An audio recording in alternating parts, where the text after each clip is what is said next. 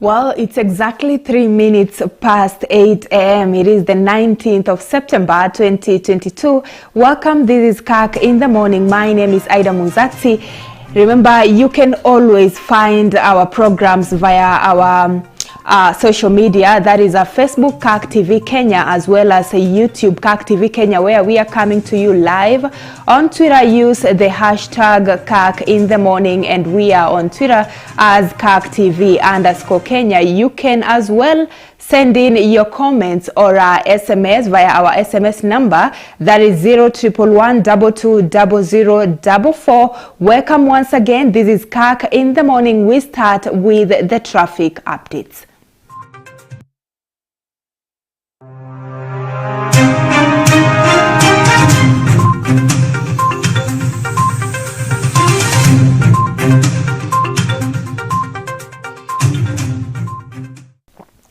Well, we start with the traffic updates, as I mentioned. So we look at the CBD area. Things are looking clear. Looking at Kenyatta Avenue is clear, but along Valley Road, it's quite clogged up right there. So you can always find an alternative route or just getting to the CBD area. Looking at Upper Hill and the hospital road, things are looking clearer.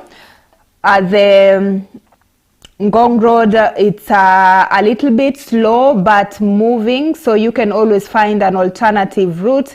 Looking at Lusaka Road, still at the Lusaka Road or just the Uhuru Highway roundabout, things are quite slow there. So as mentioned, you can always find an alternative route to either the CBD or whichever area you're headed to in Nairobi town. The CBD area, it's moving but just clogged up or a little bit slow on the roundabout area. Kenyatta Avenue, as I mentioned, there's a little bit slow but moving. Definitely Mombasa Road is moving due to the expressway, and the Upper Hill area is moving. Looking at Langata Road is also moving, the southern bypass as well. So you can always find an alternative route if the road that you're using this morning just to go about your daily activities is a little bit slow. So that's all for the traffic updates. We take the newspaper montage, then we will be updating you on what exactly is in the dailies today, including the Daily Nation as well as the Standard newspaper. So we take this short break, then we come back with the newspaper review.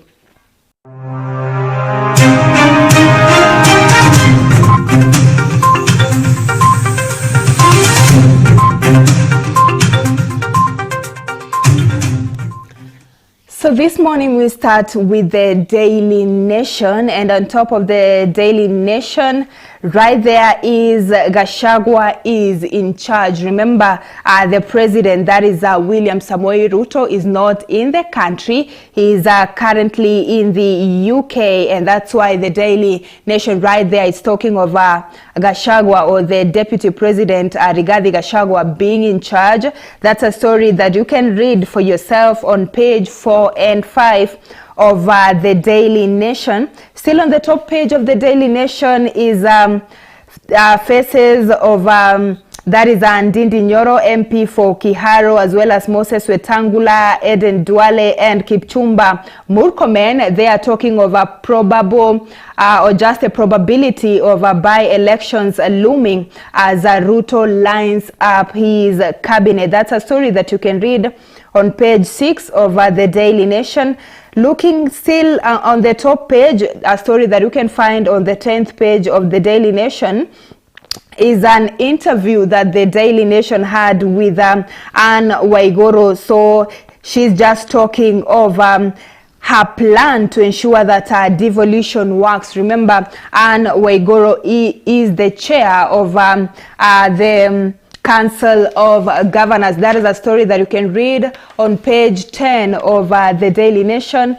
On the second page of the Daily Nation, they are talking of Queen Elizabeth II burial. As I mentioned earlier on, remember President William Ruto is currently there just to attend Queen Elizabeth's burial that will be happening today. So the second page is talking of the white lost magic of monarchy as Queen Elizabeth II is laid to rest. You can read for yourself the story on the second page. It goes through the third page of the Daily Nation. Looking at the fourth page, it's all about Rigathi Gachagua now in charge as Ruto leaves for the Queen's funeral in UK. The photos that we are seeing there is President William Ruto as well as Rigathi Gachagua just shaking hands with the First Lady, that is Rachel Ruto, just behind them. That's a story. You can find it on the fourth page of the Daily Nation. So the sixth page, as I mentioned, they're talking of the cabinets or just the names that have been brought about that might be in the cabinet of President William Ruto. So we are having faces of Eden Duale, Kipchumba Murkomen, Alice Wahome, as well as Ndindi Nyoro. So they are just a probability of them being chosen or elected as a cabinet. And the Daily Nation is also talking of a probability of having by-elections if these four faces or these four individuals, that is Aden Duale, Alice Wahome, Ndindi Nyoro, as well as Kipchumba Murkomen, if they are elected as CSs. Looking at the seventh page of the Daily Nation, leaders taste voters' fury as 2/3 are sent packing. That's a story on the seventh page. And we also have just on the seventh page, on the sideline of it, we have division and mistrust play out at IEBC retreat. We have the faces of the vice chairman of chair lady of the IEBC commission there, Juliana Cherera, as well as other commissioners just talking of the Daily Nation is talking of a mistrust or a division that was seen during the retreat that was in Mombasa during the weekend. You can read for yourself that story on the seventh page of the Daily Nation. Another interesting story right here is at the ninth page of the Daily Nation. 3 girls nurse burns after cook scalds them with hot water. You can read for yourself that story on the 9th page of the Daily Nation. So you can grab yourself a copy of the Daily Nation just to read for yourself, or just go through a number of stories that are there as far as politics and other matter is concerned. We switch gears to the Standard newspaper, and Azimio poll packed critical in Raila Supreme battle. So they are still talking of the Supreme Court battle. And just to read, Speaker Moses Wetangula is faced with a Solomonic moment on who holds majority in parliament at the heart of the contention in whether Azimio is a coalition or not, as Kenya Kwanza maintains it has the numbers in the national and Senate as well. You can find yourself that story on the 4th page of the Standard newspaper. Still on the top page of the Standard newspaper, we have a similar story as the one that was in the Daily Nation, where Rigathi Gachagua is talking of economy is worse than we thought, says Rigathi Gachagua, who is the deputy president. That is a story that you can read for yourself on the 10th page of the Standard newspaper. The second page of the Standard newspaper is still talking about the IEBC division, so it's just similar to what was in the Daily Nation. We have on the 4th page of the Standard newspaper, Azimio and Kenya Kwanza leaders dig in amid majority slots in passe. So you can read for yourself that story on the 4th page of the Standard newspaper. We have a number of leaders right there on the 4th page of the Standard newspaper. allied to the Azimio la Umoja One Kenya coalition. Looking at the 5th page, they are talking of a same script in intrigues that thrust Ruto and Moi into power. Just talking of probable let me say the tricks that the later President Moi used could be the same tricks that the president, that is William Ruto, used just to clinch the top seat. The 6th page is talking of Queen Elizabeth II's burial that, as I mentioned, will be happening today. So you can read for yourself the story of Queen Elizabeth II. That is on the 6th and 7th page of the Standard newspaper, as well as the 8th page, where they are talking of day royals went to Kakamega to launch a house on Queen's order.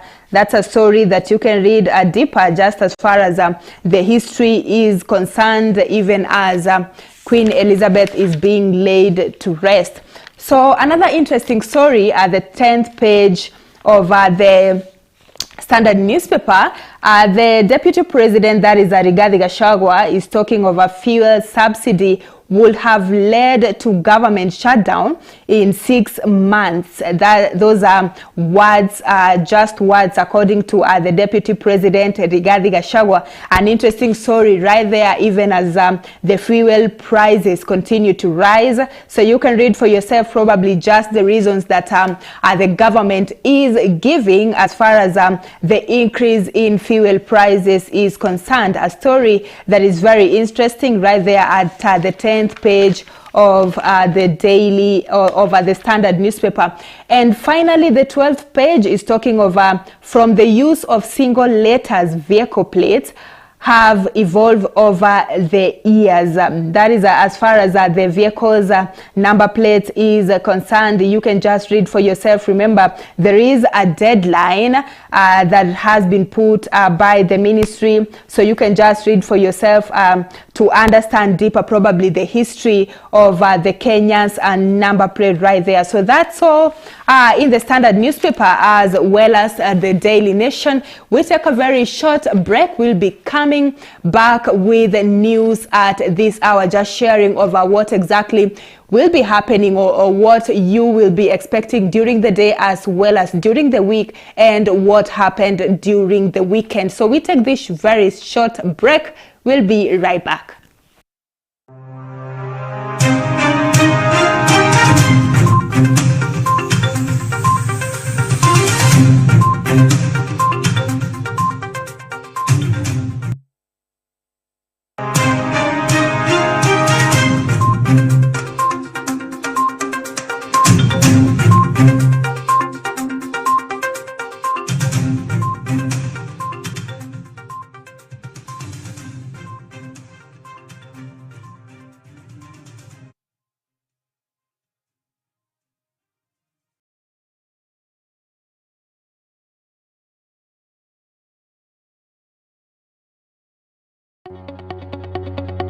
We welcome your feedback on our programming. For questions or comments, kindly get in touch with us via email info@kaktv.org, SMS 011120044, or call us on 0794 588 054.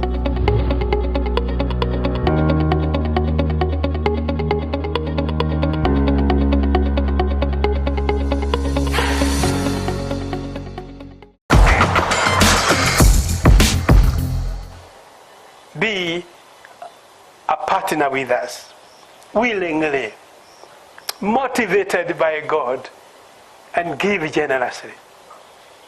Give generously. And this will be a partner. And please, again, I plead with you, support Kirk TV. One, by appreciating it, turn on to it so that you watch what is going on. And do give us some comment, whether you write or you SMS or whatever. Do make some comment so that whatever we do, we need to be encouraged. We want to hear from you. Talk to us, and there are ways of doing so.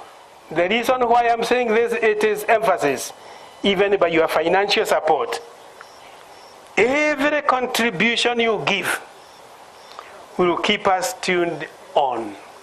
Tuned on and be in the air so that anytime you turn on, we are there. We will be getting help from you, and the good Lord will be speaking to us, and we shall be in the air. To partner with us, send your financial support to pay bill number 401-9613, account partner. Pay bill number 401-9613, account partner. Are you looking for a university that matches your drive and ambition?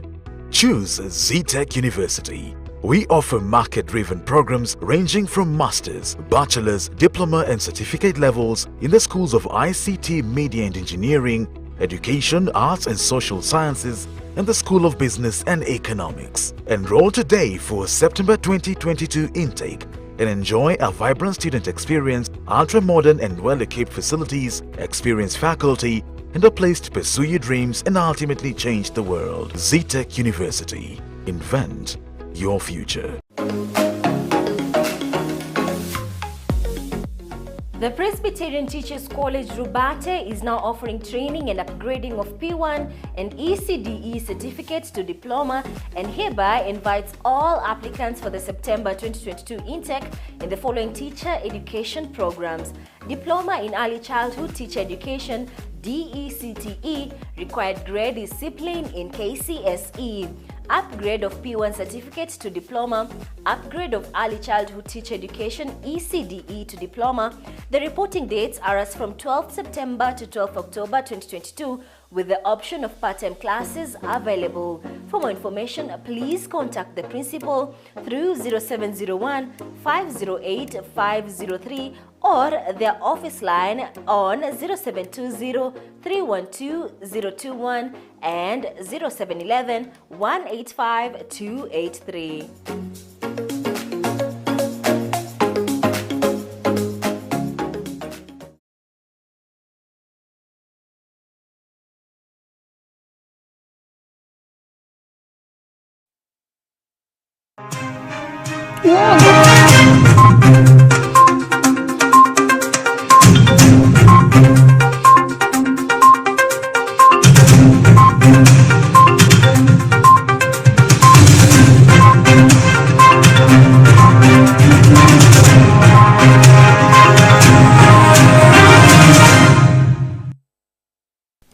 Well, welcome back. This is Kirk in the morning. Remember, we are also coming to you live on Facebook as well as YouTube, where we are at Kirk TV Kenya. On Twitter is Kirk TV_Kenya, and the hashtag to use is Kirk TV or Kirk in the morning.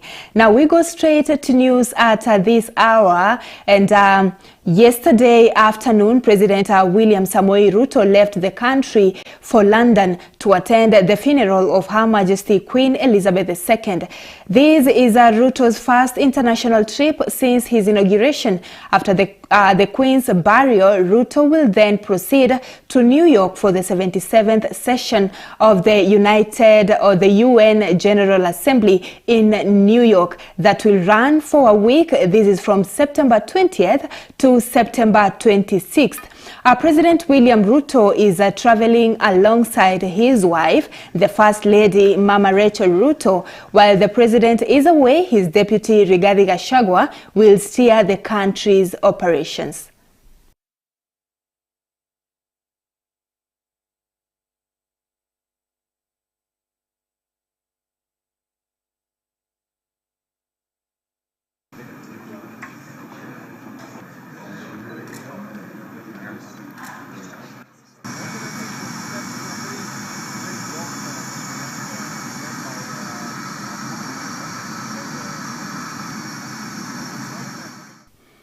Well, just switching gears to what exactly will be happening today, members of the National Assembly will begin a week-long induction retreat to familiarize with their roles as representatives of the people.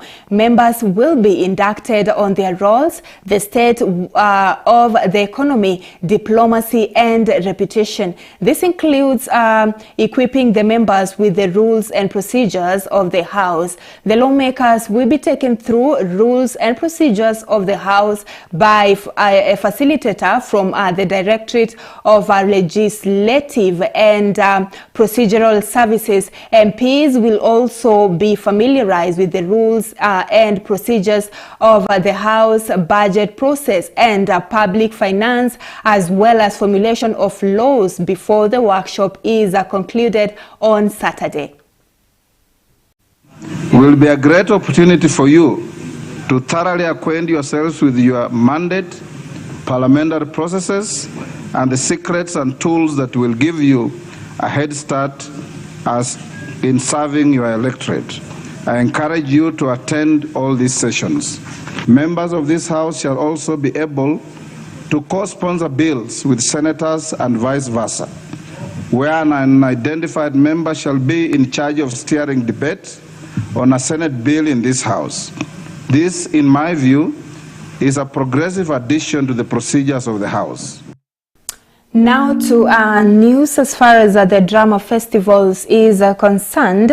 The National Music Festival has kicked off after a 2-year break occasioned by the COVID-19 pandemic. This is after the Ministry of Education approved a curriculum activity that were banned close to 3 years ago in learning institutions, including the annual music competitions. Following the lifting of major COVID-19 restrictions, the week-long event is happening in Kisumu, with the culmination expected to take place on the 24th September, where President William Ruto is anticipated to grace the event at Kasarani Stadium. The theme of this year's festival is Kenya, My Pride.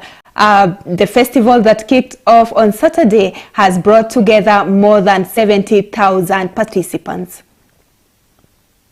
Of the objectives of Kenya Music Festival is to inculcate positive values in the children of this nation, so that we can pass messages that are essential and to educate the children of Kenya on what the government is doing. Because as you can see, most of these personalities they earn a lot through talent, and that is where we want to take our children. We'll continue up to 22nd, and then we'll have the finalist concert on Saturday, the 23rd, and we invited the head of state for the state concert, but that it will be communicated by the government. Now, elsewhere, motorists and border riders from Ilbisil town in Kajiado County are crying foul over exorbitant petrol prices that hiked to retail to 250 shillings per litre.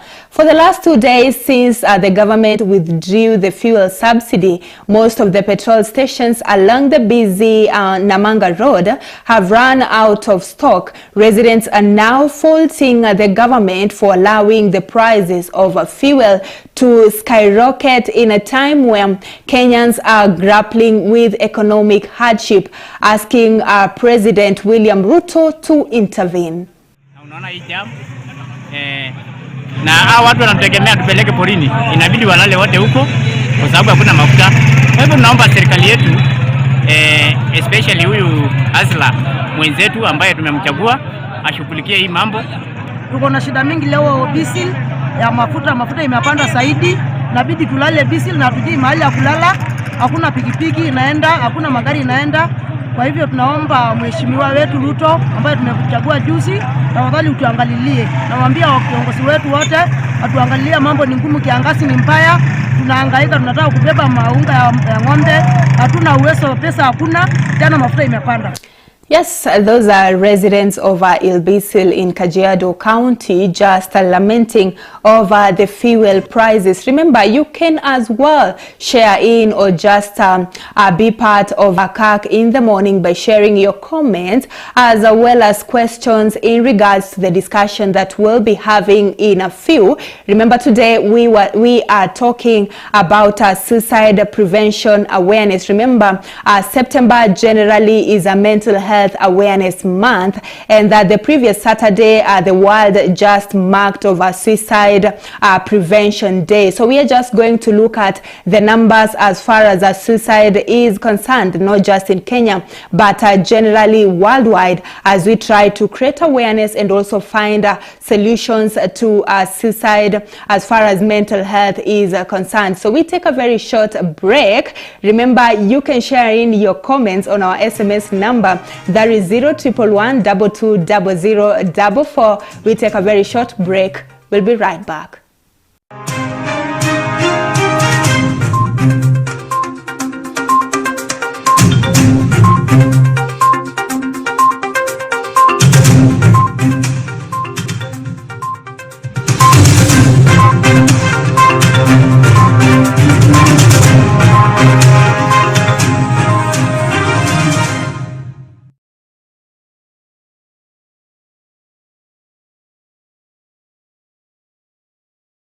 Are you looking to grow your business? Kirk TV offers you a variety of advertising opportunities to suit your budget. Advertise with us today and reach your potential customers countrywide. For more information, email us on sales@kirktv.org or call 011 00 90 647. Next Monday on Rays of Hope. God's grace is always sufficient. The house, we were only happy when it was sunny, because the house was, the mabati zilikuwa zimetoboka kabisa, huku kando ilikuwa imeraruka, like literally. I delayed joining school because my mom could not afford school fees. Remember that God has a plan for you. My mom is my hero. Yeah. She might not be learned, she might not be. Join me this Monday on Rays of Hope program as we listen to the story of Ida Munzatsi on Kirk TV 8 to 9 p.m. this Monday.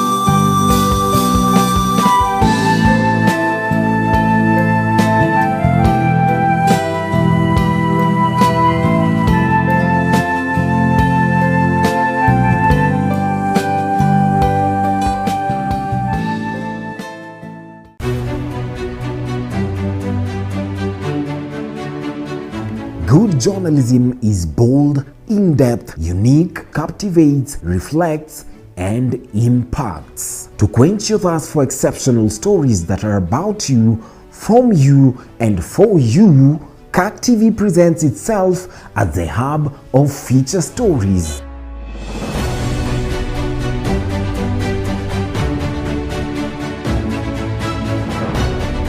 Ranging from health and environment, either there is extreme drought or extreme floods, and these will affect people. Religion and politics.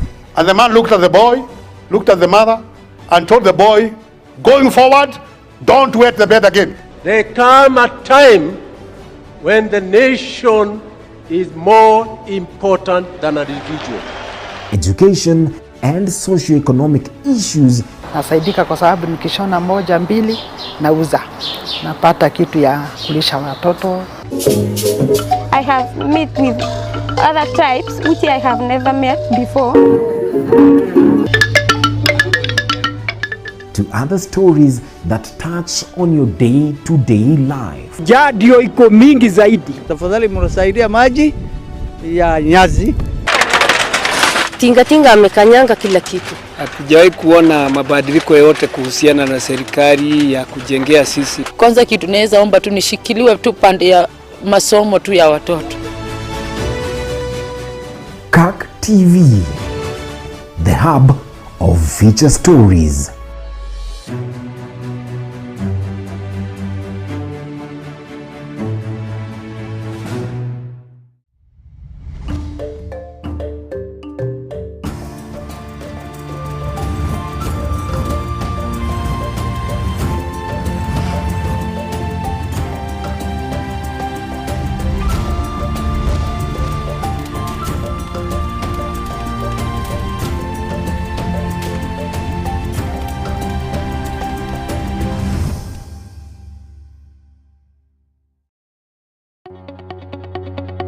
We welcome your feedback on our programming. For questions or comments, kindly get in touch with us via email info@kirktv.org, SMS 0111 220044, or call us on 0794 588 054.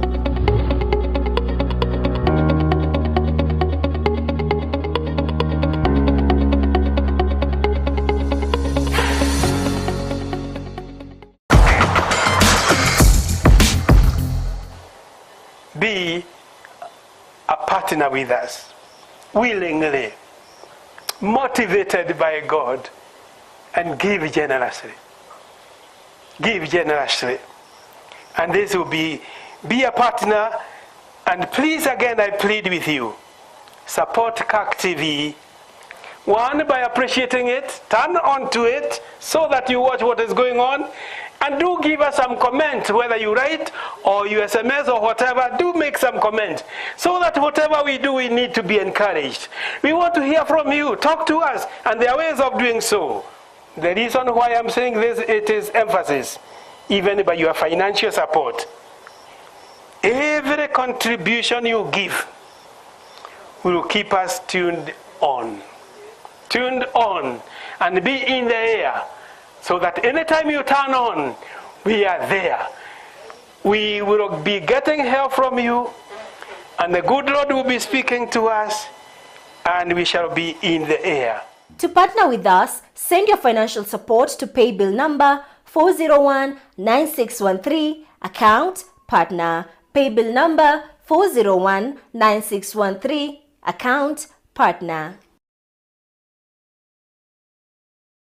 Are you looking for a university that matches your drive and ambition? Choose ZTech University. We offer market-driven programs ranging from master's, bachelor's, diploma and certificate levels in the schools of ICT, Media and Engineering, Education, Arts and Social Sciences, and the School of Business and Economics. Enroll today for September 2022 intake and enjoy a vibrant student experience, ultra-modern and well-equipped facilities, experienced faculty, and a place to pursue your dreams and ultimately change the world. ZTech University. Invent your future.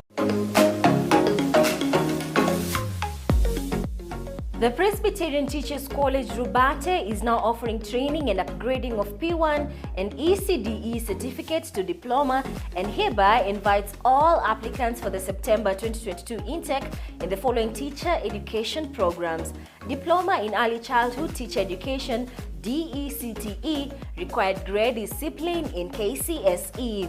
Upgrade of P1 certificate to diploma, upgrade of early childhood teacher education ECDE to diploma. The reporting dates are as from 12th September to 12th October 2022, with the option of part-time classes available. For more information, please contact the principal through 0701 508 503 or their office line on 0720 312 021 and 0711 185 283.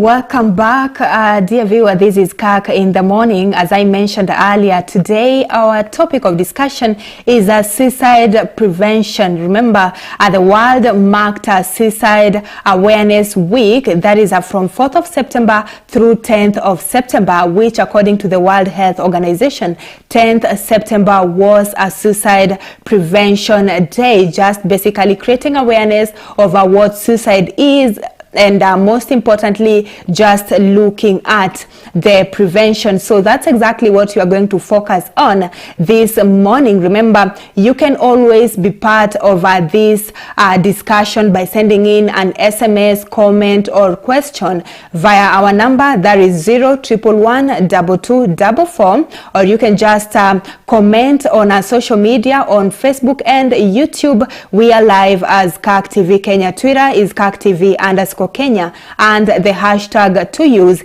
is Kirk in the morning, as well as suicide prevention awareness. So on set, I'm being joined by Rahab Karuri, who is the coordinator of counseling services at Kenya Institute of Business and Counseling Studies. In short, that is KIBCO. Rahab, karibu sana. Thank you so much, Ida. I'm happy to be here. Thank you so much. And let's start. Probably there's someone who is wondering, as you were just mentioning, of now mental health and suicide. How do they connect, and how different are they from each other? Thank you, Ida. Generally, suicide is seen to be a sign leading to a deeper issue, which is the mental health. And so when we talk about suicide, there are other things that might factor into someone wanting to take their lives, because suicide basically is an intent to either want to harm yourself, and which you hope to lead to death or severe pain. But most of the time we have found that those who intend to take their lives are suffering from a mental illness. So we can discuss suicide, but largely it is because of a mental health, and we're looking at depression, we're talking about bipolar, schizophrenia. Generally, mood disorders are what would cause one person to want to take their life, amongst other factors. Yes. All right. So there has to be like a background of a mental health issue for you to probably want to commit suicide. And is it taken? Is suicide taken as a mental health issue? Because just looking at probably the laws of Kenya, when one commits suicide and you're fined committing suicide, you're taken to jail. Is it interlinked to a health issue, would you say?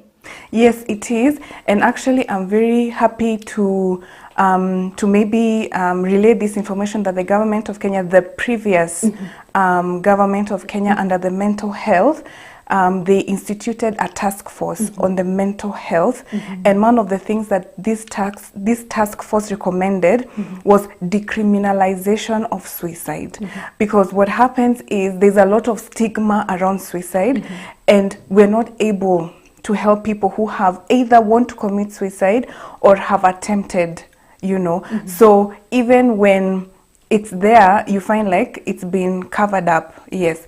So one of the things that we would hope this government would want to do is to implement that recommendation, because now when we decriminalize suicide, we'll be able to help people.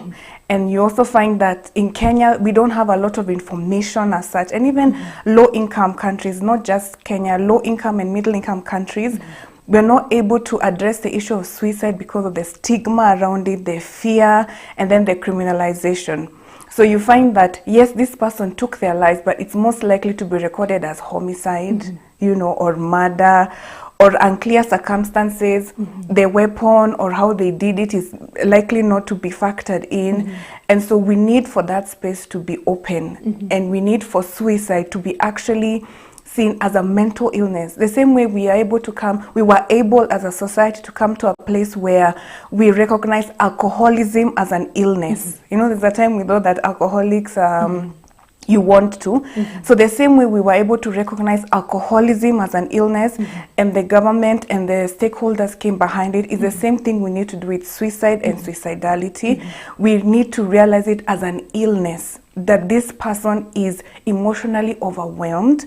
They feel they're not able to to deal with whatever is happening. And so how can we help them as a stakeholder, as the community, and by and large as the global community. Yeah, so that's, we need to do that. Yeah, definitely, and I'll agree with you that let's wait and see what the current government will do, not just on matters suicide, but generally just about mental health.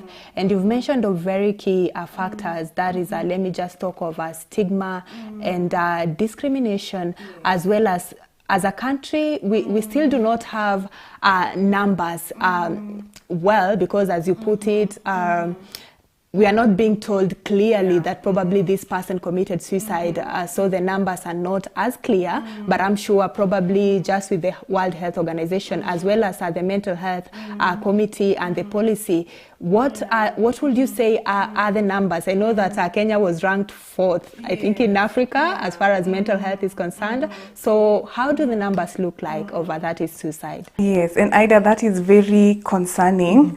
Having been ranked that high up, and people don't even imagine that mental health is something to be talked about. And globally, the WHO estimates that around 700,000 suicide deaths happen annually. And so we are talking about in every 40 seconds, one person is losing their lives to suicide. That is in low income and middle income countries, and Kenya is actually there. And now suicide is the 4th leading cause of death in people between the ages of 15 and 29. And when you look at Kenya, that is our biggest age bracket. That is actually what we pride ourselves about, that we have a lot of young people, but it is the 4th leading cause of death amongst those people. And the WHO estimated that for every day in Kenya, there are 4 people losing their lives to suicide. Yeah, so when we think about the day-to-day that has just begun, we can imagine that 4 people will take their lives today. Some will attempt and it will go through. Others, it will be a failed attempt, but it will still be suicide at the end of the day. And so when we look at those figures, we really need to talk to ourselves as a community, as a fabric. How can we look into this? And the National Task Force on Mental Health as well, one of the recommendations that they made is that mental health should be declared a national health emergency, a national health emergency. An emergency is something that needs immediacy and immediate action to it. Yeah, and so that's my appeal as well to all the stakeholders, that we make mental health a national emergency, that we put in the resources that are needed. Is it the education that needs to be there? How do we do the reporting? How can we get this out there so that we don't lose lives? Because 4 lives every day, we are talking about 15 to 29. Those are the people who are pushing our economy. So we are saying that if we allow these people to die every day, we are in effect pushing back on the productivity of our nation. Yeah. Right. And just talking of, let me say, the issues to do with taking action, before we just look at probably what are some of the things or the risk factors that will lead into someone just even thinking of committing suicide. I mean, 4 people a day is not a joke. Is not a joke. You mentioned of let me say the means to which someone uses to commit suicide, and you've talked of let me say, now that we are in media, probably the media taking the action and just reporting of the numbers. Would you say it's good probably to talk of how someone committing suicide? Will it be a trigger to someone else, probably for them to commit suicide as well? That's a very good question. Because that's a fear that people have, and that's where we talk about the stigma. You fear that if we talk about suicide, it will be opening up. But we call it raising awareness. It's letting people know that this is happening. It can be what you are feeling, but there is help. And so when we talk about media reporting, we're talking about how do you package it.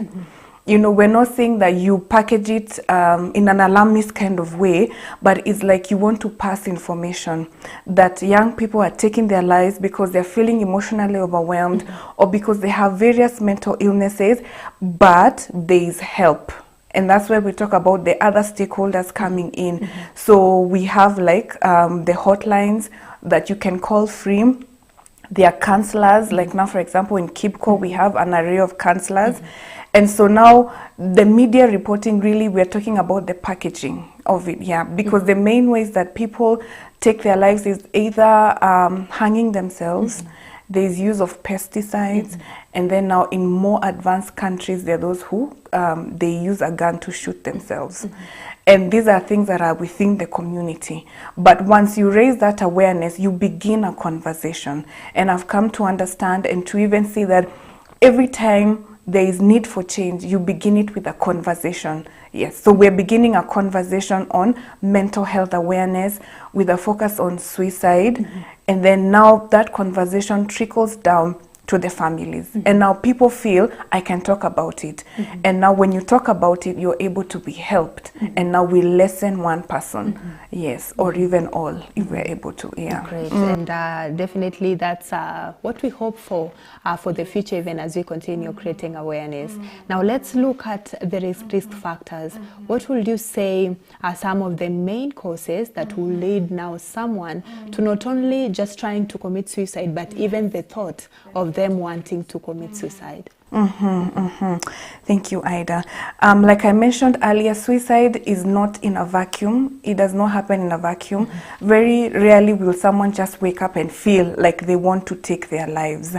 And most of the time is that someone feels overwhelmed, that they're not able to deal with the current situation, and there are factors that lead to one person feeling more overwhelmed as opposed to the other person. And one of those factors is a family history of violence or suicide, because what that does is we talk about genetics, and there are things that are passed on emotionally within the family. You can look at a family and you see that this family, they have a tendency of taking their lives, not in every generation, but you can almost trace back this one, and then after, so they are the same way. Genetics, like you look like somebody else, there's a way that trauma can be passed down through the genetics of people or in a family. And so now that history begins now to make you susceptible. Okay, so the same way you can be susceptible to alcohol addiction if there was that alcoholism in the family, is the same way if there's a history of violence in the family, you are emotionally susceptible, you are weak, okay, I'm sorry to use that word, but you're not able to really put up with a lot of emotional pressure. And so you find a young person, remember we're talking about the ages of 15 and 29, you find that this young person is not able to put up with the demands that come up with it at the workplace. Is it relational demands? So they're not able to face up with that. And then child abuse and trauma plays a big part in suicide attempts, because what happens, we call it post-traumatic stress disorder. This is trauma. You went through a traumatic event and you were not debriefed through it. You are not taken through what happened, and so you develop that disorder. And so that makes you very hypersensitive, and the way your workings of your brain are, in a way, it's altered. And so you're very sensitive, and you are likely to be overwhelmed very easily because you have nightmares, you have panic attacks, you have anxiety. You almost feel when PTSD patients talk, they talk about it like it's almost like an out-of-body experience. You are here, but you feel like you're not here, because the trauma has a way of rewiring your brain. And so if you don't go through therapy, that rewiring can push you to the edge where you feel you can't live here in the present day. And we see it a lot with our soldiers. They take their lives. Actually, psychology started as a way to help soldiers because of that PTSD. Because the rates of suicide and depression are very high because trauma rewires your brain. And then we talked about mood disorders, and these are basically depression, where you have a lowness. Depression, to in layman's language, is you feel like you're in a big hole, a big black hole. Is like you can't get out of it. and no matter what happens, you just can't cheer up. And then we have bipolar. Bipolar is a person who has both the highs and the lows. So one time they're very high, it can last for almost a week or so, or even more, and then after that they do a dive. We call it like a crash. Then they crash, and so the highs, those that oscillating can really make someone feel out of place, and they want to take their life. There's also schizophrenia, still a mental illness that pushes one person to feel a bit destabilized, and they want to take their lives. Then the other factor is when you know someone who went through suicide. So this is grief. Because the thing with grief, one of the stages of grief is depression. And when you're in that stage, you are similar to someone who is depressed in terms of the clinical depression. And so what happens is when you have known someone who has taken their life through suicide and you are not properly debriefed from it, there's a tendency to want to do it as well. And that is if this person was very close to you. So we are looking at any type of loss and grief. Did you lose a loved one? Is it loss of a relationship, loss of a job, you know, financial crisis? All those can lead someone to want to take their lives. And then we have physical illnesses, chronic illnesses that come with a lot of pain, can make someone want to take their lives. So we are looking at cancer, especially cancer, because of the radiotherapy, the chemotherapy. It's very harrowing, even for your family watching you going through it. So this person can in event go into a state of depression because they have lost something, and also they might want to take their lives. And any other chronic illness, HIV, that would cause this person great pain, great distress, and in a sense destabilize their current life. And then we are also looking at a lack of access to mental health care. When someone does not have that, which is now goes back to my request that I made, I feel like the stakeholders should make this an open topic. When you feel like you can't access someone for help, you feel like your only ultimate choice is to take your life. Yes, it's actually suicide. But if we're able to make mental health accessible, you can get help, we can lower the charges for it, then people will feel like I can go out for this help. Yes, so that's a very high risk factor, especially in developing countries and in closed cultures, countries like China, you know, the eastern side of the world, where they have a closed culture. And so mental health help is not really accessible, and so we bring the stigma again and the fear. What if people know, you know, you're hidden from your family members, or, you know, taken to Mathare hospital, you know? So such things would cause this person to want to just end it and take their lives. Yes. And so we're also looking at a lot of drug dependence, alcohol and drug dependence. Again, when you take substances, they alter your brain, because the way the human body works is a functioning of hormones. Like I mentioned, mental disorders, it's an imbalance of certain hormones within your body. And so like alcohol and all other types of drugs, there's a way they rewire your brain, and you are likely to have hallucinations. We call them, you can have tactile, you know, you feel something is working on you, you're seeing people are after you, you know, bizarreness, you're hearing voices, you're having nightmares. Some even present in physical symptoms, the sweating, you know, the hyperness, and all that factors in to rewire your brain. And that person can feel like it's too much. And then now when we talk about dependence, we mean this person cannot live without this alcohol, they cannot live without this substance. So we are also saying their life has been hindered in a way. So maybe they are not able to get married, they can't keep a job, they can't even be clean, you know, their life is dependent on that substance. And so when that person gets to what we call rock bottom, they can either seek for help or ultimately decide to take their lives. And so those are some of the factors. There are many others, but those are some of the factors that would cause a person to feel like they want to take their life. And then sexual abuse, I had forgotten to mention sexual abuse in whatever context. We're talking about GBV, gender-based violence within the family, sexual abuse, is it in the workplace, on our streets? Some places are not very safe. We're also talking about homosexuality, because nowadays the young people have a gender crisis. And like I mentioned about communities that are not so open, you find like this young person is feeling a certain way, and they're very afraid, and they're feeling like if I come out and say how I'm feeling, it will be shame, you know, I'll be judged, I will lose certain opportunities. And so instead of seeking help, they choose to take their lives. Yeah, and all that, maybe rape, sodomy is also something that happens among our young people. But now the shame that comes with it, you would rather end your life than seek help. Wow. I think I just like how you're explaining, because you're using very simple words that anyone can understand. Now, my question is in terms of drugs, as you put it, let me say substance abuse. Will you say it will be as well genetic? In terms of, sorry, maybe you can help you me mentioned understand of, that. let me say genetics. Probably Yes. if you had someone in your family that committed suicide, the chances of someone else in the family doing the same are high. So for drugs, let me say for drugs and substance use, is it also the same that probably if I had an uncle or a father probably taking alcohol, are there chances that probably someone else in the family will still take, and then that will lead to suicide as well?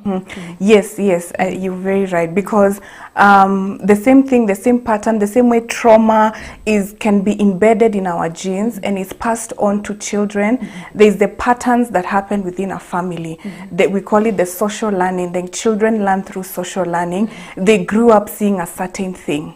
So if you grew up seeing alcohol is acceptable in the home, in the family, you know, you're not likely to grow up and choose a different path. I'm saying you're not likely to, because there are those who choose a different path. Yes, so you grow up and you're likely to begin taking alcohol at a young age, and you find yourself in an addictive path. And now, most especially if it is in the family, you have that addictive, there's that addictive pattern, we call them generational patterns, then you are predisposed to alcoholism.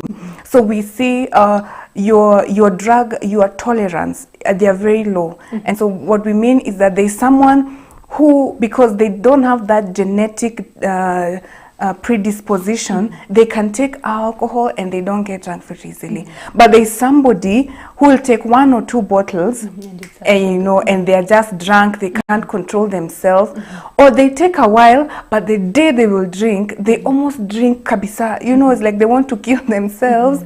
But there's that person who can be able to control themselves. So this person, if you were to trace back the family line or the family tree, you will find that there are instances of drug or substance abuse that have made this person predisposed to become an addict. And now with alcohol, especially, what it does, it's a depressant. And so eventually you will be high, but at some point you will just be depressed and you'll be very low. And then now all the complications that come with drug addiction and alcohol addiction, you lose family, you lose your livelihood, your money and everything. And so you ultimately get into a place of desperation. And that desperation can actually push you to take your life. Yes. So it is important for you to trace back the family. Can this, and so we advise people to do like a family tree line. Can this be a problem? If it can you stay away from it? Yes, because the chances of you getting addicted are very high. And the funny thing either is you don't know whether you will be predisposed or not. Yes, it's a genetic thing. And so you can begin and you're fine. You can begin and you get addicted. So don't begin in the first place because you don't know of your predisposition. And it might even be with your children, that they are the ones who will not be able to, withstand this. So it is very important to realize that these things are genetic and they can be passed on to generation and generationally. Yes. Right.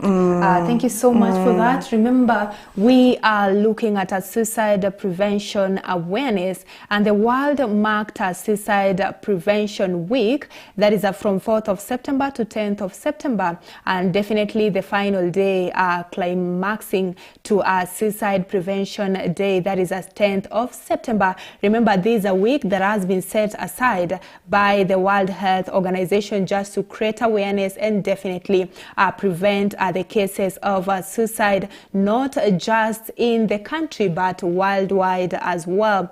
So you can still send in your comments and be part of this discussion through our SMS number, that is 0111220044. We take a very short break. We'll be coming back with Rahab Karuri just to look at the science as well as the prevention, which is the main area that we'll definitely focus on. So we take a very short break. We'll be right back.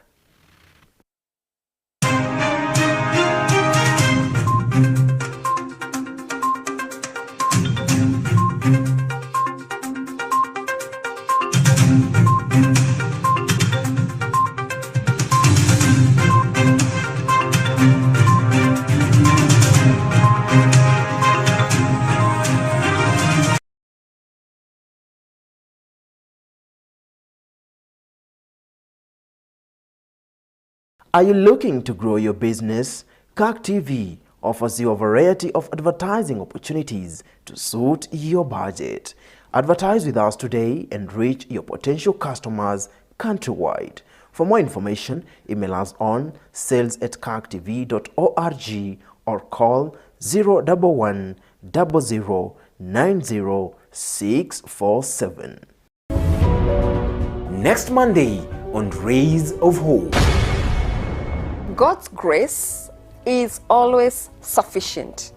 The house, we were only happy when it was sunny, because the house was, the mabati zilikuwa zimetoboka kabisa, huku kando ilikuwa imeraruka, like literally. I delayed joining school because my mom could not afford school fees. Remember that God has a plan for you. My mom is my hero. Yeah. She might not be learned, she might not be. Join me this Monday on Rays of Hope program as we listen to the story of Ida Munzatsi on Kirk TV 8 to 9 p.m. this Monday.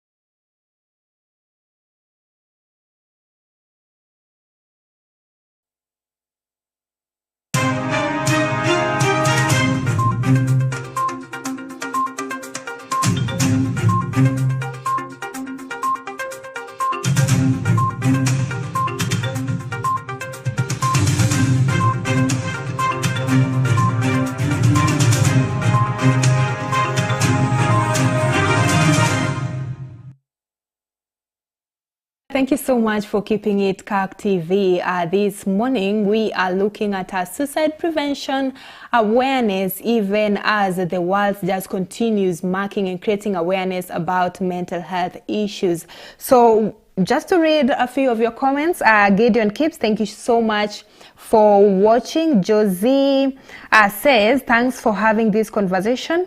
Most people struggle with this and are ashamed, but by you publicly talking about it, you become a voice to voiceless and create hope that they are not alone. Thank you so much, Josie, for that.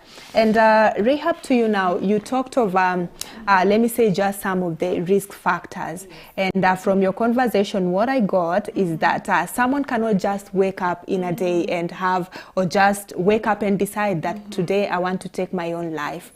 And in most cases, after someone has committed suicide or they've died of suicide, we'll hear probably over the community or the family and anyone that was around them just talking of how calm they were, how easy they were not showing any signs.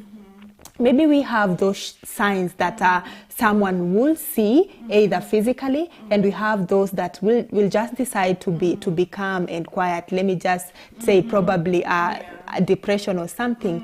What will you say are some of the signs or the telltale signs that someone will just have a look and know that things are not going so well with this particular individual?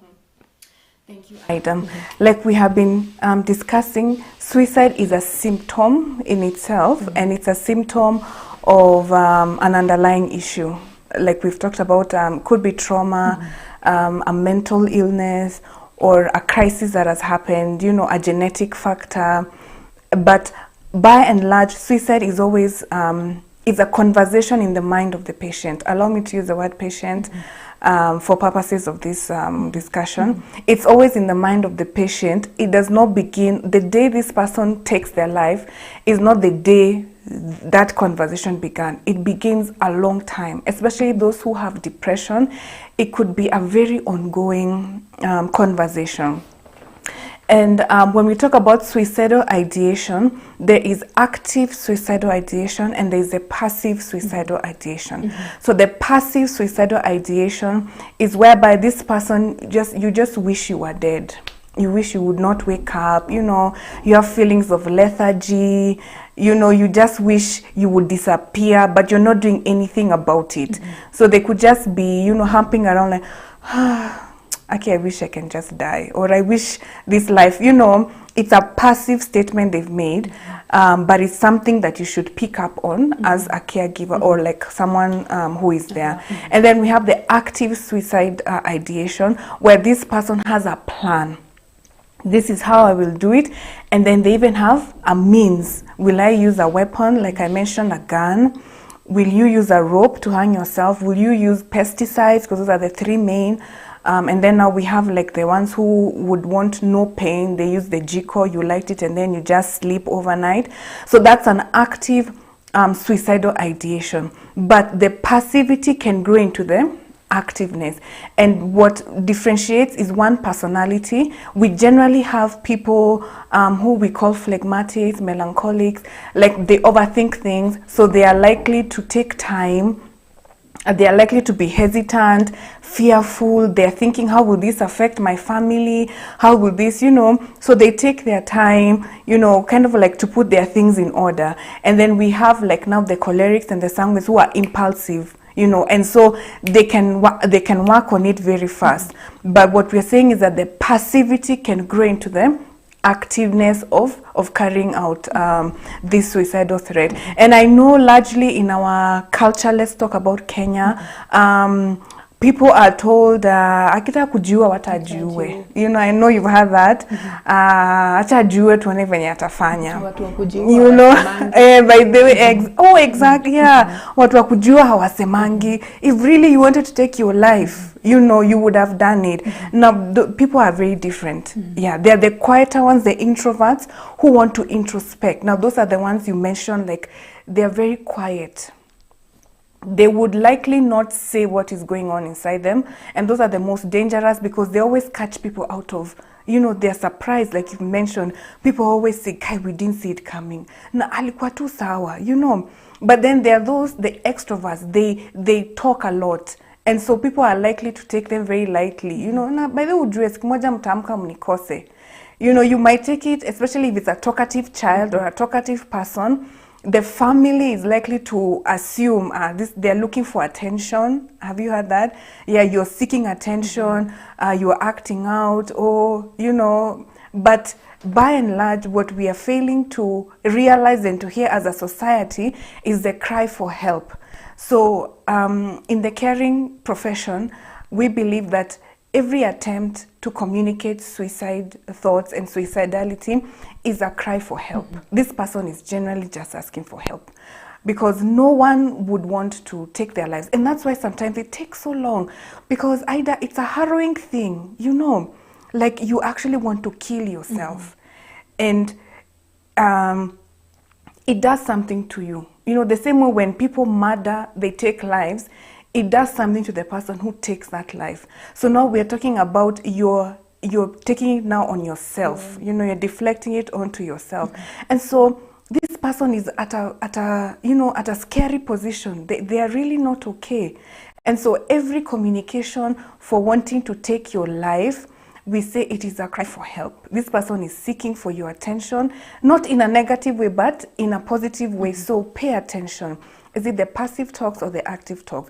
And so let's look at some of the ways that this person, some of the signs that you can tell that a loved one is considering suicide, which is passive, or actually has a plan, which is the active aspect of it. And one of the things they will do is they will talk about wanting to die. So they will be fascinated with death and dying. You know, they really want to talk about death. We call it morbid themes. You know, they are so fascinated, especially with teenagers. Morbid things, they want darkness. You know, they want to watch dark things. They're always talking about death. When you pass a cemetery, they are all of a sudden excited, you know. So you notice like a dark theme that is coming upon this person. And they're talking about dying a lot. You know, some of them it's, how does someone die? How do you feel, you know, when someone dies? So there's a lot of death talk, and they get so concerned when people talk about death. That is a sign that there is an active conversation in this person's mind about death and dying. And then they also talk about guilt. They feel guilty for being alive or ashamed. So they will express a lot of guilt in their conversation. You know, I'm sorry I did. Akina feel singefanya. You know, what if I didn't do? And it's an ongoing conversation. Again, I want to just put it out there that it is normal for you to wake up, Ida, and feel you don't want to wake up. That's normal. Because even when we talk about mental illness and we talk about depression, there's what we call the normal degree of sadness. That is fine because you're a human being. Sure. So there are days you will wake up and you feel, oh my God, I wish I can just not wake up today. But you don't have any ill intent to harm yourself or to take your life. That is normal. But when it's a constant, you know, conversation with you, I hate my life. I wish I would not wake up, you know, and there's a regret and a shame to you. I wish I was not born, or I'm such a burden to this family, you know. So now that is a concern that you have that conversation going on.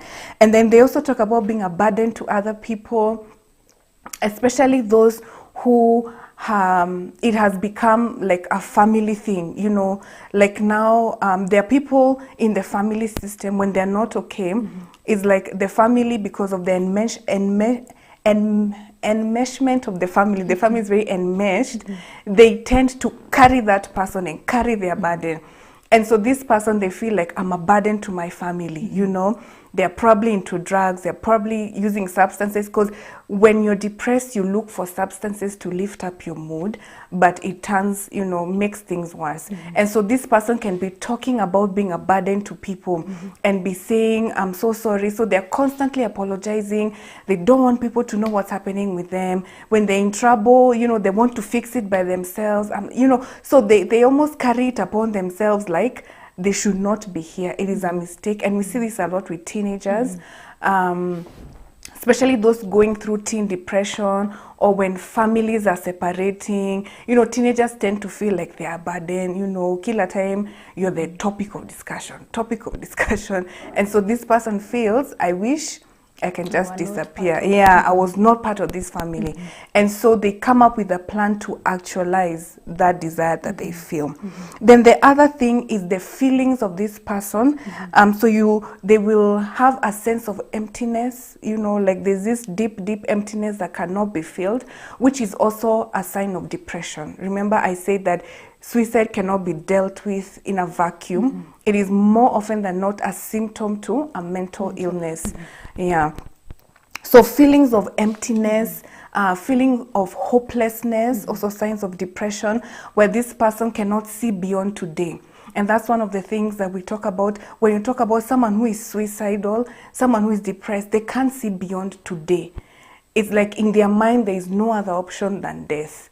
And that's why we call it's a disorder, because ideally a well-placed person should be able to see through today. Like there's a crisis today, but there's a tomorrow. And how do I get to that tomorrow? But someone who is undergoing depression and has suicidal thoughts, they cannot see beyond today. And that's why they're likely to take their lives.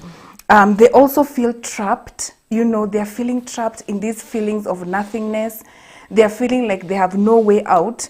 And so it makes them want to take their lives. And then they also feel like they have no reason to live, which goes into the emptiness. So they're purposeless, and so most of them will either stop doing what they used to do, like you find someone stops going to work, which again is a sign of depression.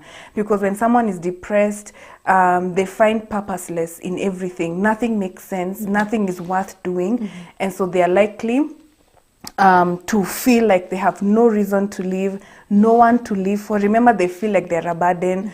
And so really there's nothing keeping this person alive, according to them. Yeah. And then they also feel extremely sad. Again, another sign of depression or bipolar. They are very anxious. They become more anxious. They're hypertensive, you know. They're likely not paying attention to what is happening in the environment because they're very, very anxious. They are easily agitated and irritable, so you find that their moods are up there, which is also a sign of like a manic episode where someone is highly irritable, you know, and very agitated. They are full of rage.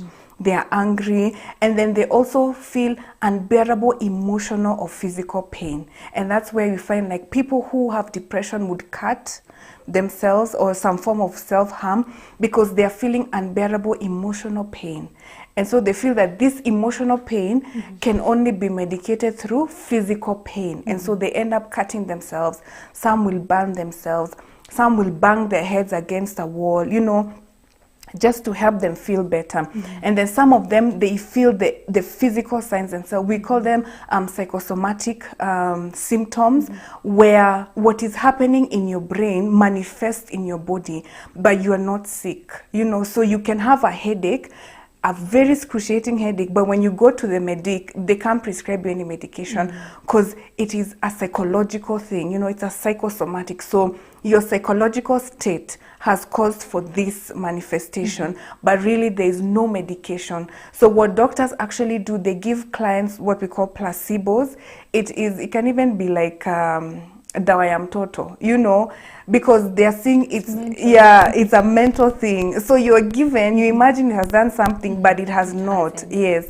And that's what happens with these people who have suicide. They have those symptoms in their body. So they can be feeling fatigued, body aches, stomach upsets, you know, joint pains, all that. But really, when you take them to a medical practitioner, they are okay. Yeah, there's nothing physically wrong with them.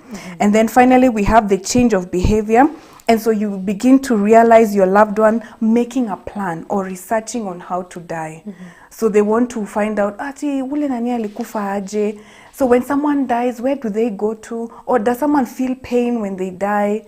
You know, just imagine if someone suffocates, do you imagine that person feels pain? You know, they're trying to weigh their options. How do I do it? Because there are those who want little pain.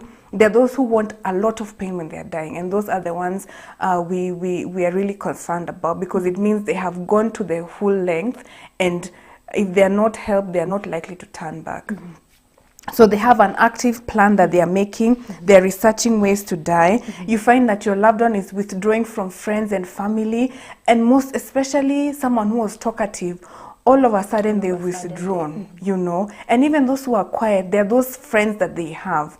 They have withdrawn from people. They want to stay in their rooms all day. Most of them have stopped going to work.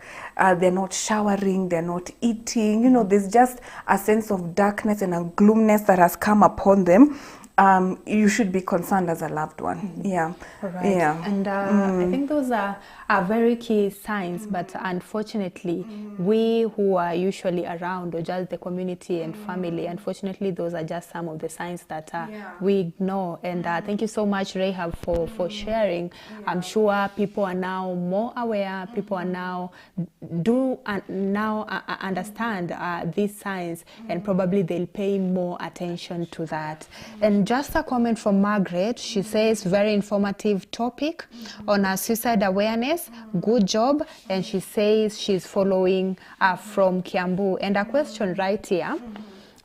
She says, we've had cases of children committing suicide, a very sad case. Why is this? And generally, we imagine that children don't have responsibilities or stress. What can we say is the reason behind this, and how can we navigate this area? Wow, thank you for that question. And it's a question that a lot of parents have, especially when a child is brought in for counseling. They are perplexed. Because ideally we imagine mtoto ako sawa. You know, you're getting food, you have a house over your head. As she puts it, there's no responsibility. You are just supposed to read and perform, right? And one of the things that we've come to realize, myself, I've done an MA in child development, and that's play therapy and adolescent therapy. And one of the things that we've come to realize is that children actually do get stressed. The only difference between a child and an adult is that a child cannot communicate their stress. For example, for you, Ida, if you are stressed, you're likely to say, I'm stressed because of A, B, C, D. But a child, they've not yet gotten that vocabulary. Yeah, to be able to speak, to express, yes. And so when we talk about children, what we find that stresses children a lot is the family system. Because you always look into the family, because this child is within an ecosystem. And that ecosystem is a family. And we talk about sensitive children within that family system who manifest the dysfunction within the family. And so likely when you find a child behaving in a certain way, is it they are depressed, they are anxious, they are cutting themselves, or even they go to the extent of killing or taking their lives or attempting to, it is likely a manifestation of what is happening in the ecosystem. So you are likely to find that there is family strain. There is either some form of trauma. Is it childhood trauma? Were they abused as a child? You know, because children are under the care of adults. So you are likely to find that the ecosystem they are in has a dysfunction. Is it from school? You know, a lot of our children are actually bullied. Because unfortunately, children manifest what happens in families. So if a child is coming from a violent home, when they come to school, they'll be violent, they'll be bullying. And so maybe your child is interacting with this child every day, and they're not able to tell you, Mommy, there's this child, and the way they talk to me, they make me feel bad. And Ida, let me tell you, I've come to realize children can be cruel.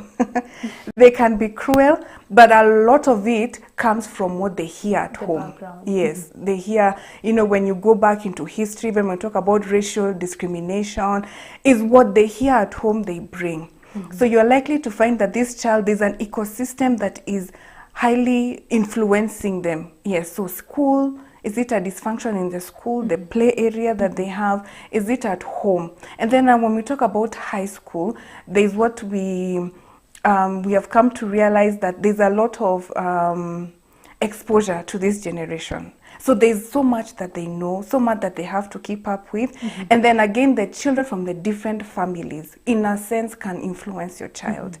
And now the pressure that comes with having to perform, and then there could be a history of mental illnesses, and then there's personality forming, you know. So when you couple all that up, there's one child who has a predisposition, who might feel that they're not able to keep up with that pressure.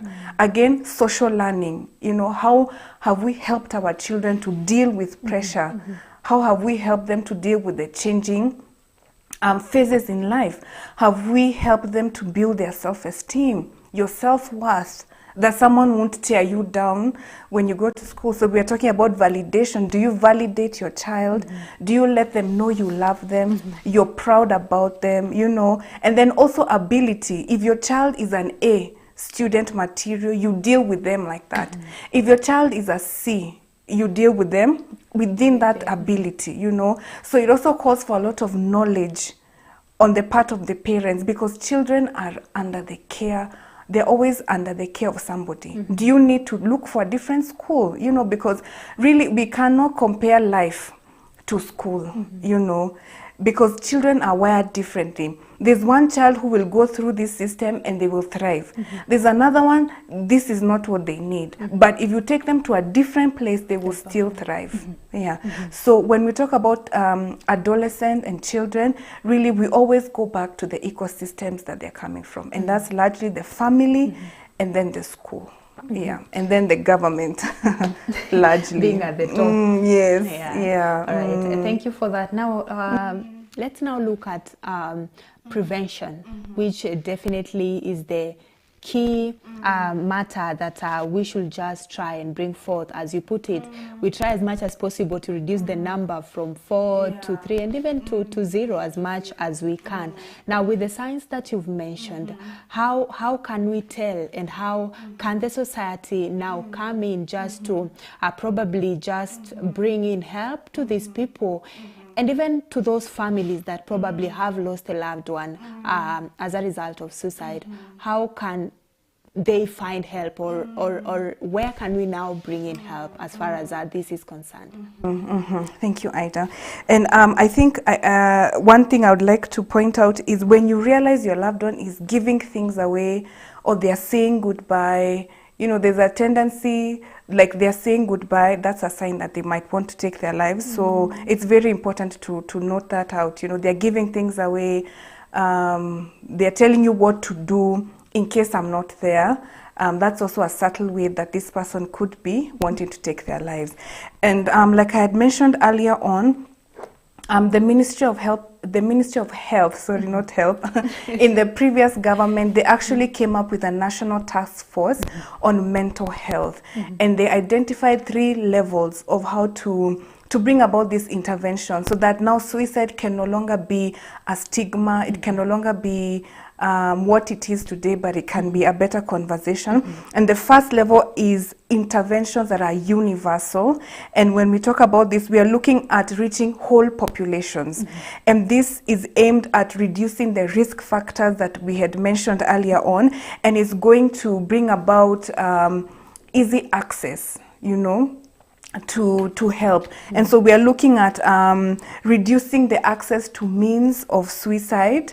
So what can we do about it? You know, are there laws that should govern pesticide acquiring? You know, what can we do to govern? Is it ropes? Do people take their lives through ropes? What can we do? How can we reduce the accessibility to those means of harming yourself? We also need to improve on media reporting under the universal interventions. Again, the packaging. Let it be known out there that people are dying from suicide. Make it a conversation, but package it in a hopeful way that there is help. And so again, we go back to the stakeholders. You need to work with institutions that offer mental health. You need to work with the government and the key stakeholders. Is it at the county level? Do you want to take it down the constituency level, you know, until it gets to the general public? We are looking at improving community education about suicide prevention. As a family, like we have talked about, and which is what we are doing, how can you prevent your loved one from taking their lives? And it's all about awareness. Then the second tier is selective interventions, and this will target vulnerable subgroups of people who are not yet manifesting suicidality, but are likely to in the future. And those are the people we talked about. Either you know someone who died from suicide, or you're pending to be laid off from work, those who are about to be retired, you know, like the people in the army, you know, they could present with these symptoms. People who are going through chronic illnesses, they have not yet, but they are likely to in the future. So we are looking at screening. How can we screen for this so that we find at what level they are at? Because there's always like a scale. Are they at the mild level? Is it moderate? Is it severe? And how can we intervene? So those who are not yet there, can we offer the right support so that they never get there? Those who are moderately there, we also put in the right support, therapy, you know, we come in with family support. And then those who are severely there, now we go now to the third tier, which is indicated interventions. And these ones are designed for vulnerable people who have been identified through the screening that was happened, that they actually have suicidal ideation, and some of them are active suicidal ideations. And so what we do is we use physical psychosocial treatments, that is talk therapy or psychotherapy if you wish, and then also pharmacological treatments, because like I mentioned, most of this is a mood disorder. And when we talk about mood disorders, you need some form of medication. So we're talking about antidepressants. If someone is manic, we're looking at a way to stabilize them, you know, mood stabilizers, so that we are able to help this person get to a place where their brain is reasoning properly. Yeah, because someone who is depressed, the frontal lobe of their brain, which is where you have reasoning capacity, thoughts, is normally hampered with. Yeah, so you'd want to remove that hormone so that that brain part can function properly. And so those are the three tiers that the Ministry of Health was able to identify.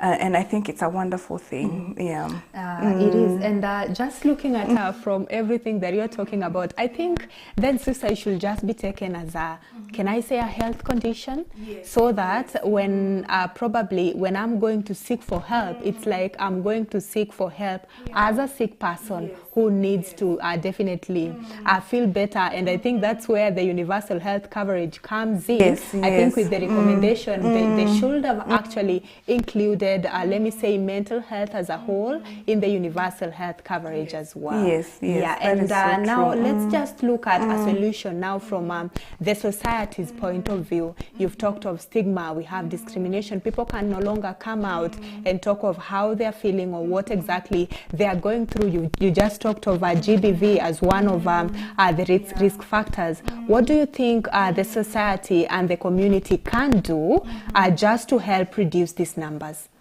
Thank you, Ida. I think what we can do as stakeholders to help the society is to raise this awareness and to help them understand and realize that suicide is a symptom to an underlying problem. And it is not contagious. You know, it is not a bad omen. You know, so we need to demystify it. It's not a bad omen. It's not like when someone dies in this home, it will be like a ripple effect. It can be if it's not addressed. So we are talking about a lack of knowledge. These people need to understand that suicide is not a death sentence. It is not a penalty that this person killed themselves and then that's it. So we ostracize this family. No, we need to understand that there is help for this family and that help can be found. Yeah. So one of the things that the society can do is embrace people who have suicide attempts. Yes, because like I said, it's a cry for help. So we need for them to embrace these people as part of the family, because one of the things that leads people to take their lives is they lack social support. So you find like they might not have, not all of them, because especially those who have a mental illness, they might have the support, but really there is no cure for depression, unfortunately. Yeah. Okay. And sometimes you can do all you can, and this person just takes their life. Yeah. So support, demystifying it, getting these people help, and then being a support, walking the journey with them will really help us. Yeah. Okay. Now talking of demystifying, I'll just want now to try and link probably suicide to the spiritual, let me say, thoughts that people have. probably when I talk of how I feel, when I talk of the signs that you've mentioned, we'll have, let me say, families that are so deep into religion. They'll be like, if you take your life, probably direct for shetani, or when you do blah blah blah. How would you try and just bring probably try and demystify the spiritual thoughts just behind now suicide? Wow, that is a very good question, because that is one of the things keeping people from getting help, you know, and it's a valid concern that many people have, especially those who are spiritual and religious. But you know, the Bible also says, my people perish because of lack of knowledge. Sometimes what kills you is not knowing. And we say, what you don't know can't harm you, but in fact, what you don't know will harm you. And so you need to allow and embrace knowledge. And I think that's what education brought us. It brought us knowledge that understand that this person is sick and they need help. Even the Bible says that Jesus came to save the sick, you know, and the lost. So we are saying this person is sick and they need help. Allow us to help them, okay? What happens beyond, really, you know, there are very few people who died and then they came back to tell us what happens beyond. So we can only speculate that when you take your life, you go to hell. Because we don't know what happened. You know, we find someone dead and no one has gone and come back and told us, you know, this person, I found this person in hell because they took their life. That's speculation. And that's what we call the African culture myths. You know, there's a lot of speculation, a lot of shame, you know, so we are afraid for bad omens, no. And so what we want to say to our Christian community today, embrace knowledge, okay? You are not less of a Christian when you embrace knowledge, because you're acknowledging this thing is there. And you know, the Bible also says that every good gift comes from the Father. So doctors come from God, you know, as long as it's helping, it came from God. So also psychology came from God, because it is healing the soul of the person. It is healing the emotions of the person. And would you rather your person is alive to see the end of their days, or they die for fear of, you know, some form of stigma? Yeah, so let's embrace knowledge as a Christian community, because there's so much help. There is so much help out there.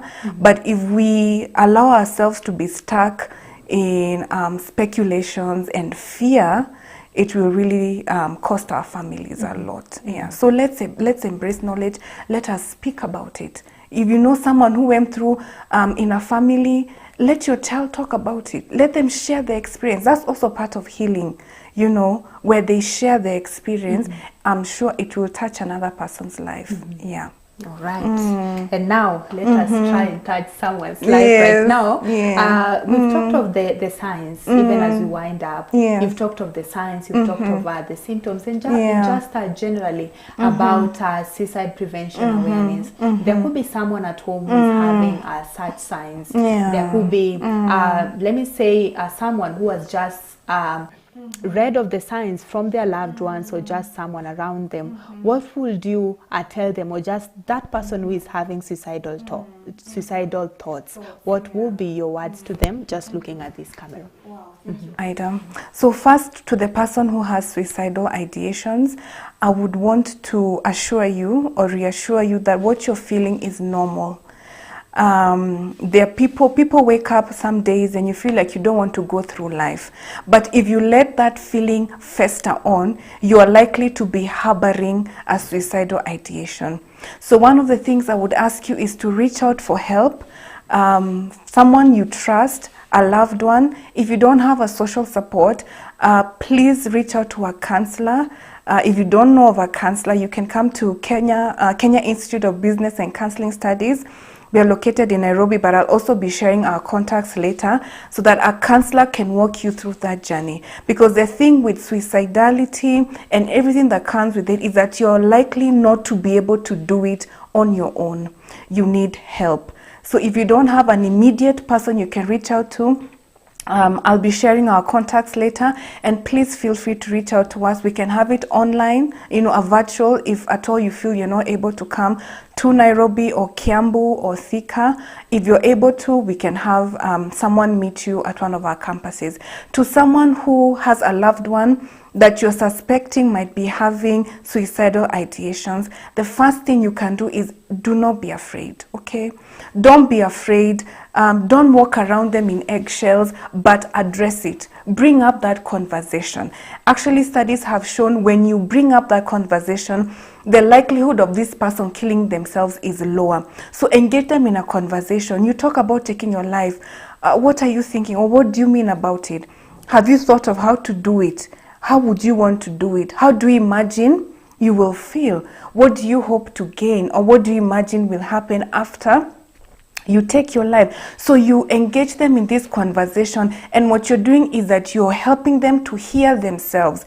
And as they hear themselves, they're realizing the repercussions that will come from this decision. Then the other thing, advise them to seek for help from a trusted counselor and a therapist. Some of them might need medications, they might need to see a psychiatrist, and then also reassure them of your support.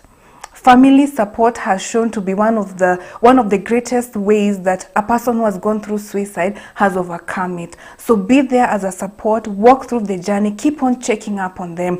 Hey, have you woken up to go to work today? How are you feeling today? Have you eaten today? Have you taken your medication? Are you keeping up with your therapist appointment? Can I take you, can we go for a trip, until you're able to ascertain that this person now is at a better position. But when someone has attempted suicide, that continual support, even after they're through with their treatment, will really help them to avoid a relapse. Yeah.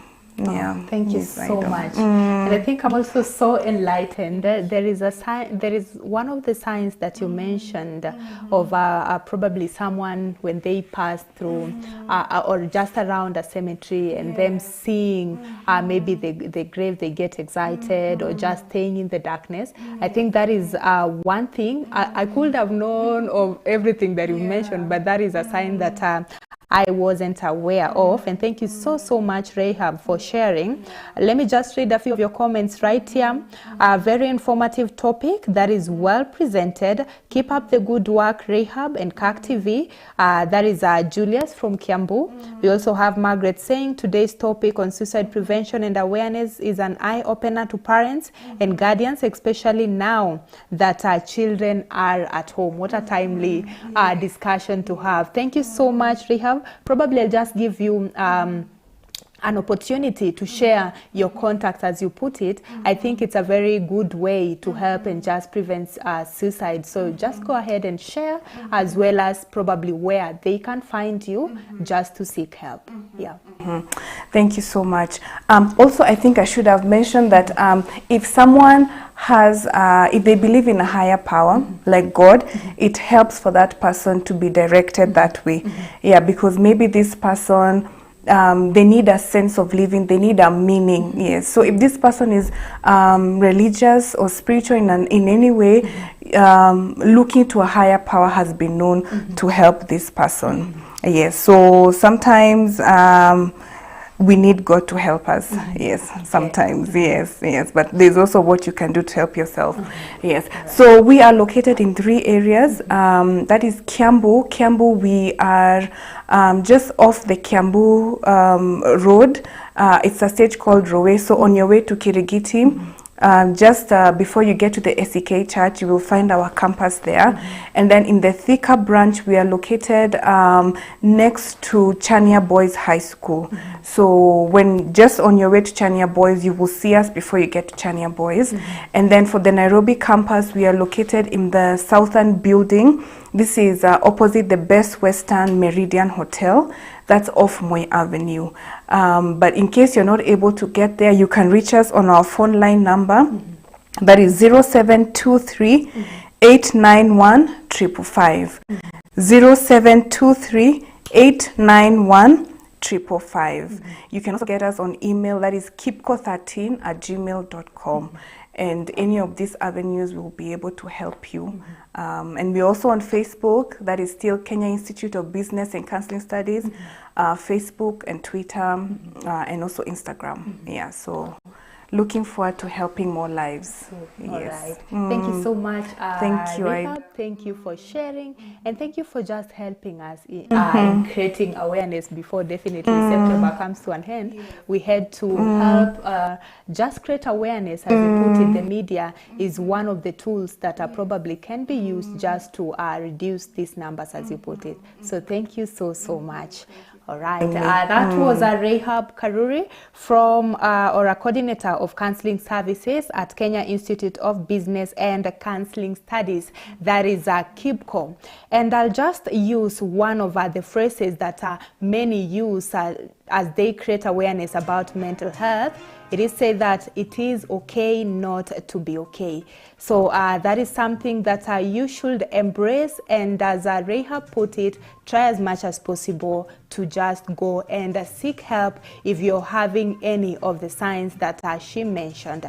If you're members of the community, probably the government, family members, and any loved one. If you're just reading these signs that have been mentioned by Rahab, try as much as possible to help this member of the society, for us to try as much as possible to bring the suicide numbers down. So this year's theme, even as the world marks Mental Health Month as well as Suicide Prevention Month, is creating hope through action. And that's exactly what we've done here with the help of Rahab Karuri. So she's also shared over their numbers as well as social media platforms. That's exactly where you can go and seek help. So thank you so much for tuning in. We'll take a very short break, then we'll come back just to wind up. So don't go too far.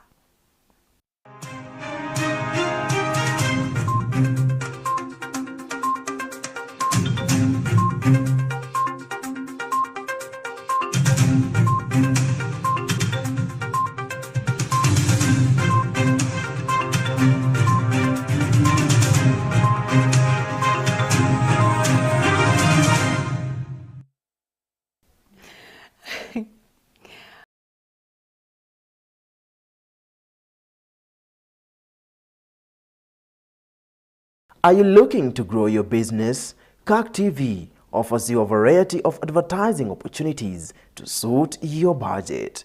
Advertise with us today and reach your potential customers countrywide. For more information, email us on sales@kirktv.org or call 011 00 90647. Next Monday on Rays of Hope. God's grace is always sufficient. The house, we were only happy when it was sunny, because the house was, the mabati zilikuwa zimetoboka kabisa, huku kando ilikuwa imeraruka, like literally. I delayed joining school because my mom could not afford school fees. Remember that God has a plan for you. My mom is my hero. Yeah. She might not be learned, she might not be. Join me this Monday on Rays of Hope program as we listen to the story of Ida Munzatsi on Kirk TV, 8 to 9 p.m. this Monday.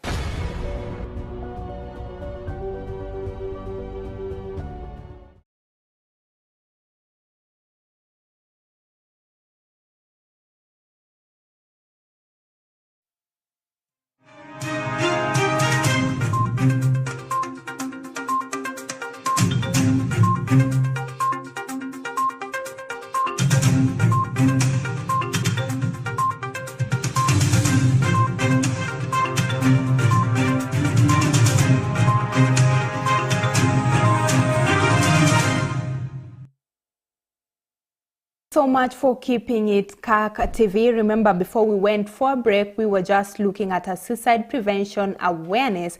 Remember, the world marked a suicide prevention awareness week from 4th of September through 10th of September, which marked the climax of a suicide prevention day. And that's a topic that you can definitely be part of if you're just joining us. It is a discussion that you can find on all our social media pages, Facebook as well as YouTube. We are at Kirk TV Kenya. Thank you so much for keeping me company from 8 a.m. until now. My name is Ida Munzatsi. I'm wishing you a blessed and a lovely Monday.